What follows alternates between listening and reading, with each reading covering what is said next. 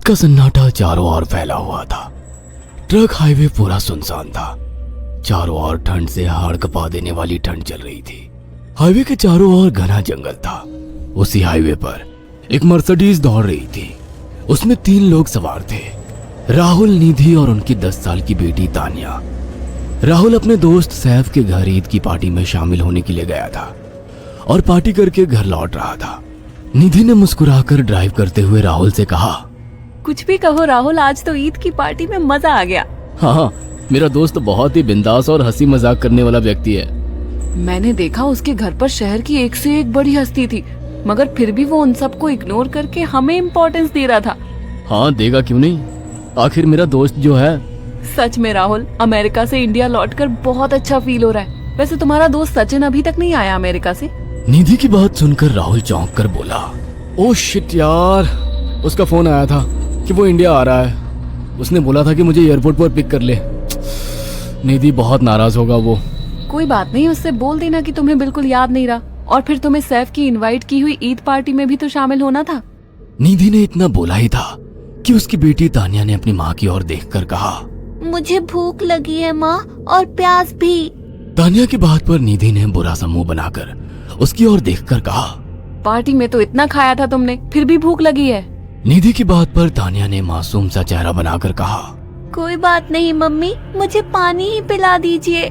कितनी बार बोला है मुझे मम्मी मत बोला करो। पानी अभी नहीं है, आगे जाकर कोई शॉप पड़ेगी तो बोतल खरीद के दे दूंगी।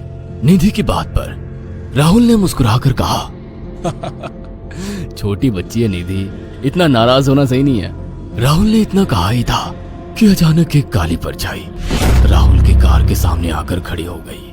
राहुल के पैर अचानक ब्रेक पर पड़ गए। गाड़ी तेज रफ्तार में थी। ब्रेक अचानक लगने से पलटते पलटते बाल बाल बची थी। राहुल के चेहरे पर भयानक ठंडी में भी पसीने की बूंद टपकने लगी। वो दोनों कार से बाहर निकल आए। निधि ने डरते हुए कहा, आखिर कौन था ये?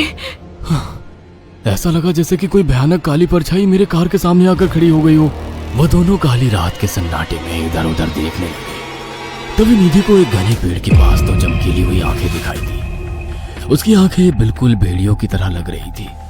निधि ने चीखते हुए राहुल से कहा, राहुल देखो कौन है वो, जल्दी से गाड़ी में बैठो, मुझे बहुत डर लग रहा है। राहुल ने उस तरफ देखा तो उसके रोंगटे खड़े हो गए। वो दोनों गाड़ी के अंदर बैठने ही वाले थे कि अचानक एक अजीब सा चेहरा वाला भयानक सा आदमी बिजली की रफ्तार से उनके सामने आकर खड़ा हो गया। राहुल ने देखा कि उसका चेहरा बिल्कुल सड़ा हुआ था और उसकी आंखें भेड़िए की तरह चमक रही थी। उसके लंबे लंबे बाल उसके कंधे तक आ रहे थे और उसके दांत भेड़िए की तरह बाहर की ओर निकल रहे थे। हाथों की जगह नुकीले पंजे थे। राहुल को देखकर अजीब से अंदाज में हंसने लगा, मगर जैसे ही राहुल की नजर उसके कपड़ों पर गई, राहुल की आंखें फटी की फटी रह गई। वो हकलाते हुए बोला, भाईजान, भाईजान, मुझे माफ कर दो, मुझे छोड़ दो। राहुल ने इतना कहा ही था कि अचानक उस अजीब से दिखने वाले भयानक आदमी ने अपने पंजों से राहुल की गर्दन कसकर पकड़ ली और एक ही सेकंड में उखाड़ कर जमीन पर फेंक दी। राहुल के धड़ से लाल रंग का खून का फुहारा फूट पड़ा। इस भयानक मंजर को देखकर निधि के गले से एक जोरदार चीख निकल गई।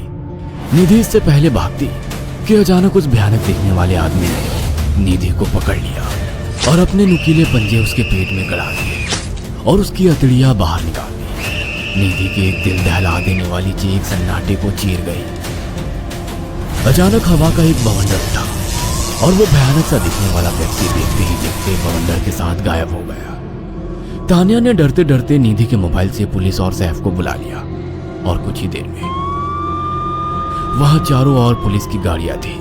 पुलिस ने राहुल के दोनों दोस्त सैफ और सचिन को वहीं बुला लिया। इंस्पेक्टर अर्जुन ने दोनों से कहा, मैंने ऐसी हत्याएं अपने करियर में कभी पहले नहीं देखी। ये काम तो ना किसी जानवर का लगता है, ना ही किसी इंसान का। सचिन कपकपाती हुई आवाज में बोला, आप कहना क्या चाहते हैं? कुछ कह नहीं सकता। जिस किसी ने भी इन दोनों को मारा है उससे एक बात तो साबित होती है कि वो इन दोनों से हद से ज्यादा नफरत करता था। अब सारी सच्चाई तो ये बच्ची ही बता सकती है। इतना बोलकर इंस्पेक्टर अर्जुन तानिया के पास चला गया, जो बेहद डरी हुई थी। तानिया ने आंखों देखी सारी घटना इंस्पेक्टर अर्जुन को बता दी। तानिया की बात सुनकर इंस्पेक्टर अर्जुन कंफ्यूज चेहरा लेकर मोबाइल पर किसी से बात करने लगे। सचिन इंस्पेक्टर के पास आ गया और सैफ भी डरता हुआ इंस्पेक्टर अर्जुन के पास आकर बोला, क्या हुआ इंस्पेक्टर? तानिया ने क्या बताया? उसने जो बताया वो काबिल यकीन नहीं है। उसकी बात पर किसी भी तरह से यकीन नहीं किया जा सकता। फिर भी कुछ तो बताया इंस्पेक्टर। हाँ, उस बच्चे के मुताबिक एक भूत ने निधि और राहुल को बड़ी बेदर्दी से मारा है।